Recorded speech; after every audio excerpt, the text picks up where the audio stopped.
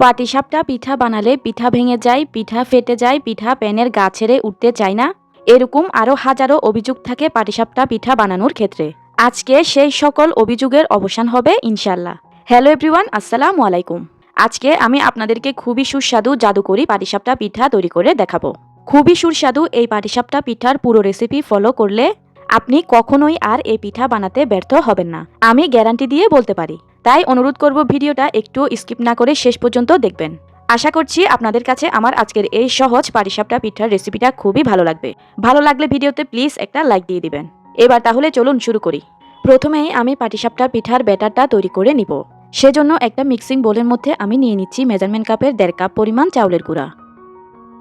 এরপর এখানে আমি নিয়ে নিচ্ছি হাফ কাপ আটা, তবে আটার পরিবর্তে ময়দাটাও নেওয়া যাবে। এই আটা বা ময়দা দিলে পাটিসাপটা পিঠাটা অনেক বেশি সফট হয়। 2 টেবিল চামচ পরিমাণ দিয়ে দিচ্ছি গুঁড়া দুধ, এতে করে পাটিসাপটা পিঠার স্বাদটা আরও বাড়বে। চিনি দিয়ে দিচ্ছি 4 টেবিল চামচ। লবণ দিয়ে দিচ্ছি 1/4 চা চামচ। এবারে এই সব শুকনো উপকরণকে আমি একসঙ্গে ভালোভাবে একটু মিশিয়ে দিচ্ছি। একসঙ্গে ভালোভাবে মিশিয়ে দেওয়ার পর এবার এখানে আমি দিয়ে দিচ্ছি মেজারমেন্ট কাপের 1 কাপ পরিমাণ হালকা কুসুম গরম পানি। পানিটা আমি একসঙ্গে দিচ্ছি না, পানিটা অল্প অল্প করে দিব আর মিশাতে থাকবো। পানিটা একসঙ্গে দিয়ে দিলে সেক্ষেত্রে ব্যাটারটা পাতলা হয়ে যাওয়ার সম্ভাবনা থাকবে, তাই অল্প অল্প করে কুসুম গরম পানি মিশিয়ে তারপর ব্যাটারটা তৈরি করে নিতে হবে। এ পর্যায়ে হ্যান্ড উইক্সের সাহায্যে এভাবে ফেটিয়ে কিন্তু ব্যাটারটাকে তৈরি করে নিতে হবে। খেয়াল রাখতে হবে পাটিসাপটা পিঠার ব্যাটার যেন একেবারে স্মুথ হয়, কোনো প্রকার দলাভাব যেন না থাকে। দেখুন এখানে কিন্তু আমি 1 কাপ পরিমাণ কুসুম গরম পানিকে অল্প অল্প করে মিশিয়ে দিয়ে পাটিসাপটা পিঠার জন্য পারফেক্ট ব্যাটার তৈরি করে নিয়েছি। এই পর্যায়ে কিন্তু আমার পাটিসাপটার জন্য ব্যাটার তৈরি হয়ে গিয়েছে। আর ব্যাটারের কনসিস্টেন্সি ঠিক এরকম হবে। ব্যাটারের কনসিস্টেন্সি হবে ঠিক বেশি পাতলাও না আবার বেশি ঘনও না। এই ব্যাটারটা এখন কিছুটা পাতলা মনে হলেও আমি যখন 20 মিনিটের জন্য এটাকে ঢেকে রেখে দিব, এটা রেস্ট হতে হতে কিন্তু এই ব্যাটারটা আরও কিছুটা ঘন হয়ে যাবে। এবার এই ব্যাটারটাকে আমি একটা ঢাকনা দিয়ে ঢেকে রেস্টে রেখে দিব 20 মিনিটের জন্য। এরই মধ্যে আমি খিরসাটা রেডি করে নিব। চুলায় একটা প্যান বসিয়ে এই প্যানের মধ্যে আমি দিয়ে দিচ্ছি মেজারমেন্ট কাপের 1 কাপ পরিমাণ লিকুইড দুধ।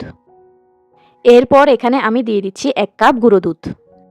3 টেবিল চামচ দিয়ে দিচ্ছি চিনি। এই খিরসাটাকে ঘন করার জন্য এখানে আমি দিয়ে দিচ্ছি 3 টেবিল চামচ পরিমাণ আটা, তবে এখানে আটার পরিবর্তে ময়দা বা চালের গুঁড়া ব্যবহার করা যাবে। এবার এখানে আমি দিয়ে দিচ্ছি হাফ কাপ খেজুরের গুড়। গুড়টাকে আমি একটু কুচি করে কেটে নিয়েছি।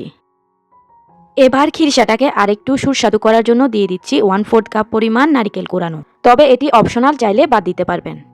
এবারে দিয়ে দিচ্ছি 1 চিমটি লবণ।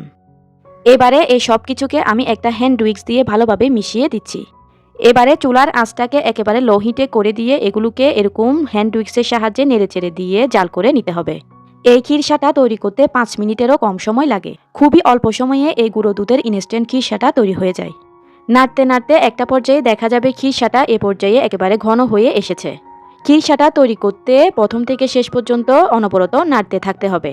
নাড়তে নাড়তে যখন খিরসাটা এরকম ঘন হয়ে যাবে সে পর্যায়ে আমি এটাকে চুলা থেকে নামিয়ে নিব। দেখতেই পাচ্ছেন এখানে আমি খিরসাটাকে চুলা থেকে নামিয়ে একটা বাটির মধ্যে নিয়ে নিয়েছি। এবার আমি পিঠাগুলো তৈরি করে নিব। সেজন্য চুলায় একটা প্যান চুলার একেবারে লো হিটে বসিয়ে দিয়েছি। এই পর্যায়ে আমি প্যানের মধ্যে হালকা একটু তেল ব্রাশ করে দিচ্ছি, যেন পিঠাগুলো ইজিলি প্যান থেকে উঠে আসে। আমি আগে যে পাটিসাপটার পিঠার ব্যাটারকে 20 মিনিটের জন্য রেস্টে রেখেছিলাম, সে ব্যাটারকে এ পর্যায়ে আমি চামচের সাহায্যে আবারও একটু ভালোভাবে নেড়েচেড়ে মিশিয়ে দিচ্ছি। দেখতেই পাচ্ছেন এ পর্যায়ে কিন্তু ব্যাটারটা আরও অনেকটা ঘন হয়ে গিয়েছে। এবার আমি একটা গোল চামচে করে 1 চামচ ব্যাটার আমি এই প্যানের মধ্যে দিয়ে দিচ্ছি। এখন চামচের সাহায্যে ব্যাটারটাকে এরকম একটু গোল করে নিলাম। কিছুক্ষণ পর যখন পিঠাটা এরকম প্যান থেকে আলগা হয়ে যাবে, খিরসা থেকে 1 চামচ খিরসা আমি এখানে দিয়ে দিচ্ছি। খিরসাটাকে আমি এ পর্যায়ে এরকম একটু লম্বা করে দিয়ে দিলাম। এবার যে পাশে আমি খিরসাটা দিয়েছি সে পাশ থেকে আমি পিঠাটাকে এভাবে ফোল্ড করে নিব। পিঠাগুলো বানানোর সময় চুলার আঁচটাকে প্রথম থেকে শেষ পর্যন্ত লো হিটে রাখতে হবে। আর পিঠাগুলোকে কিন্তু বেশিক্ষণ পর্যন্ত চুলায় রাখা যাবে না। বেশিক্ষণ পিঠাগুলোকে চুলায় রেখে দিলেও কিন্তু পিঠাগুলোর মধ্যে ছিদ্র তৈরি হবে। তাই এরকম স্মুথ পিঠা তৈরি করতে চাইলে আজকের বলা সবগুলো টিপস ফলো করবেন। দেখতেই পাচ্ছেন এখানে কিন্তু আমার একটি পিঠা তৈরি হয়ে গিয়েছে। আর পিঠাটা মাশাআল্লাহ কতটা সুন্দর হয়েছে আপনারা দেখে নিশ্চয়ই বুঝতেই পারছেন। আর প্রতিবার পিঠার ব্যাটার প্যানে দেওয়ার আগে প্যানটার মধ্যে এভাবে একটু তেল ব্রাশ করে দিতে হবে। আর আরেকটা বিষয় মাথায় রাখবেন, সেটা হলো পিঠার ব্যাটার প্যানে দেওয়ার আগে প্যানটা যদি অনেক বেশি গরম থাকে তাহলেও কিন্তু পিঠার মধ্যে অনেকটা ছিদ্র হয়ে যায়। তাই অবশ্যই চুলাটাকে প্রথম থেকে শেষ পর্যন্ত লো আঁচে রেখেই পিঠাগুলোকে বানাতে হবে। দেখতেই পাচ্ছেন এখানে কিন্তু আমি আরও একটি পিঠাও বানিয়ে নিচ্ছি। পাটিসাপটা পিঠা তৈরি করা একেবারে সহজ, শুধু কয়েকটা বিষয় খেয়াল রাখতে হবে। সেটা হলো চুলার আঁচকে একদমই বাড়ানো যাবে না, প্যানটাকে অতিরিক্ত গরম করা যাবে না, আর ব্যাটারের কনসিস্টেন্সিটা একেবারে ঠিকঠাক রাখতে হবে। এই টিপসগুলো ফলো করলেই ইনশাল্লাহ আপনাদের পাটিসাপটাগুলোও হবে একেবারে পারফেক্ট। এখন আমি আরও একটি পিঠাও আপনাদেরকে বানিয়ে দেখিয়ে দিচ্ছি। ভিউয়ার্স, রেসিপিটা যদি আপনাদের কাছে ভালো লেগে থাকে তাহলে ভিডিওতে কিন্তু অবশ্যই একটা লাইক দিয়ে দিবেন, আর চ্যানেলে নতুন হলে চ্যানেলটি অবশ্যই সাবস্ক্রাইব করে পাশের বেল আইকনটি অন করে রাখবেন। দেখুন আমার বানানো সবগুলো পিঠাই কতটা স্মুথ আর কতটা পারফেক্ট হয়েছে।